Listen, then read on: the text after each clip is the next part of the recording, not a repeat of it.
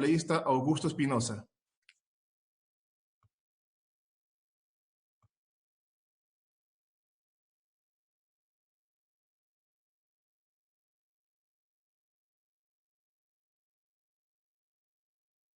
Gracias, presidente. Buenas tardes a todos los colegas. Buenas tardes a la ciudadanía. Bueno, he tenido la posibilidad de escuchar las intervenciones de prácticamente todos los colegas y me queda una sensación doble.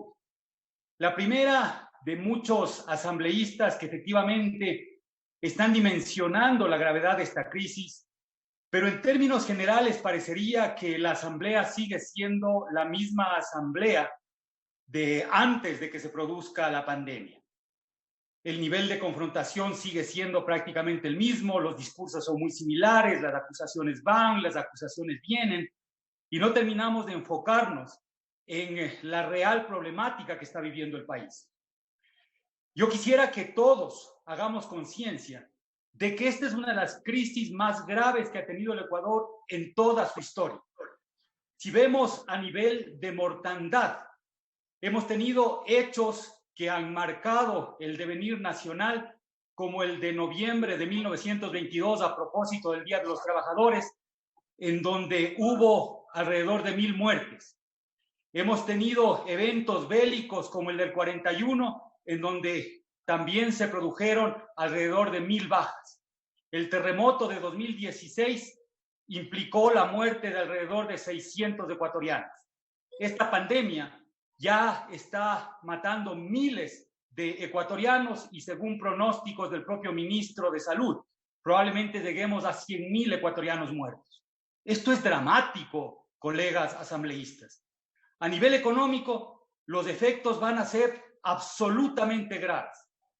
A finales del siglo XX, 1999, el decrecimiento fue del 4.4%. Se pronostica que esta pandemia provocará un decrecimiento económico superior al 5%. Algunos ya establecen ese decrecimiento en el 10%. En el 99, la válvula de escape fue la migración. El Ecuador expulsó a los compatriotas, a cerca de 1 millón de compatriotas, para que busquen cómo procurarse el pan de cada día fuera del país. Hoy ni siquiera existe esa válvula de escape. Esta crisis está generando una brecha fiscal, como ya se dijo aquí, de alrededor de 15.000 millones de dólares. 15.000 millones de dólares. Y evidentemente esta ley no es que va a resolver toda la problemática. Esta ley, sin embargo, podría ser una parte importante de las soluciones. Pero el proyecto que envía el Ejecutivo es un proyecto absolutamente insuficiente, pero además de ser insuficiente en la recaudación que se requiere, es atentatorio contra los propios objetivos que se persiguen en este momento. ¿Cuál es el objetivo? Evitar que el periodo recesivo sea muy largo y tratar de que no sea tan profundo. Si es que nosotros cargamos el peso de la emergencia en clases medias, sectores populares, lo que tendremos es un reforzamiento del ciclo económico. Y esta ley, al parecer, es una ley que envía el Ejecutivo cautivo de los grupos económicos. Es una ley que evita tocar al máximo esos intereses y esos privilegios de siempre.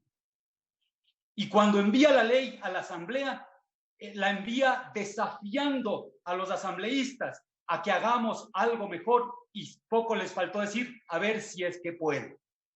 Y cuando yo leo el primer informe emitido y aprobado por una mayoría en la Comisión de Desarrollo Económico, me doy cuenta de que no hemos aceptado ese desafío y que lo único que hemos hecho es trabajar en el marco, trabajar con las reglas del juego que nos ha puesto el Ejecutivo e incluso, más allá de solo ceñirnos a esos límites impuestos, lo que hemos hecho es incluso recortar las recaudaciones que estaban previstas.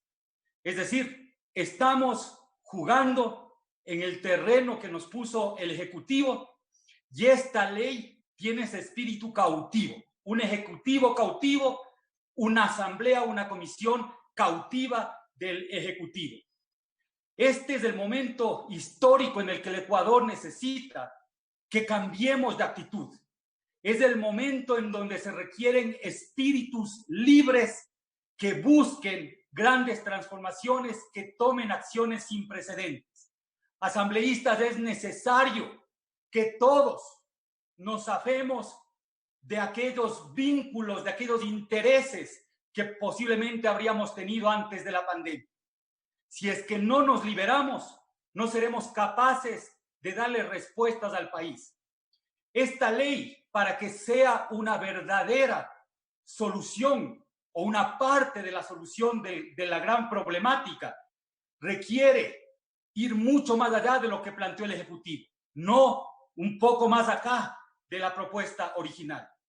Requiere, como han dicho ya muchos colegas, que, por ejemplo, garanticemos un ingreso mínimo vital a todas las familias que están en situación de pobreza.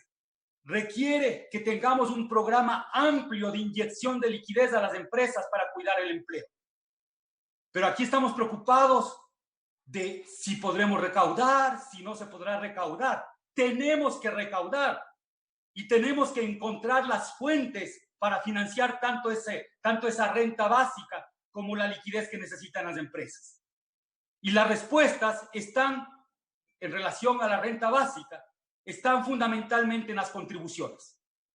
No podemos evadir contribuciones en el Ecuador. Lo que sí tenemos que garantizar es que esas contribuciones vengan de aquellos que han acumulado grandes fortunas en el país. Pero parecería que hay un lobby interno en la Asamblea. Parecería que incluso hay representantes políticos de los grupos económicos y entonces es casi un pecado mortal hablar de cobrar a aquellos grupos que ya han acumulado tanto, como esos 5.000 ecuatorianos que tienen un patrimonio superior a $1 millón, como aquellos grupos económicos que acaparan el 60% de toda la actividad comercial, económica en el país, como ese puñado de ecuatorianos que gana más de $5.000 y tiene $5.000 mensuales y tiene 3.500 millones de ingresos anuales. Sepan ecuatorianos, que solo 134 personas acaparan $400 millones anuales, es decir, 1/3 de lo que se pretende recaudar. Ahí está la fuente de las contribuciones. Y para dotar de liquidez a las empresas, para que haya suficiente liquidez, se necesitan líneas de alrededor de $1.500 millones. La banca tiene operaciones anuales de cerca de $30.000 millones. Es decir, que para dotarle de liquidez hay que regular al sistema financiero. Pero esas son las cosas que no nos atrevemos a hacer ni a decir aquí en esta asamblea.